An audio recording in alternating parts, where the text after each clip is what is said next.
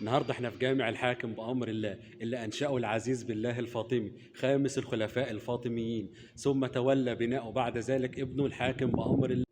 تولى الخلافة بعد والده العزيز بالله وهو عمره 11 سنة. تخيلوا 11 سنة.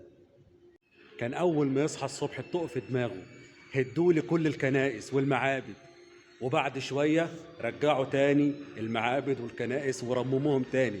ايه يا عم الجنان ده؟ جامع الحاكم بأمر الله يعتبر من أقدم 4 جوامع في مدينة القاهرة بعد مسجد أحمد بن طولون. يعتبر تاني. كانت أصعب الفترات اللي حكمها الحاكم بأمر الله منذ توليه الولاية وهو عنده 11 سنة. تخيلوا يحكم مكان زي ده 11 سنة. دي حتى كنيسة القيامة اللي في القدس ما سلمتش منه، أمر برضه بهدمها. وبعد فترة رجع تاني راح رممها تاني من أول وجديد. إيه ده بقى؟ المأذنتين دول ليهم حكام على الحاكم بأمر الله. كانت كل ليلة خميس وكل ليلة اتنين كان الحاكم بأمر الله يملاهم بخور، كانت ريحتهم توصل لحد مدينة الفسطاط. مسجد الحاكم بأمر الله من أجمل الأماكن اللي في قلب القاهرة، اللي أتمنى كل الناس تزورها. من أجمل الأماكن اللي في قلب القاهرة هنا في شارع المعز. مسجد الحاكم بأمر الله تم ترميمه أيام الرئيس السادات الله يرحمه، وكانت هي طائفة البهرة هي اللي قامت بترميم المسجد ده وقتها.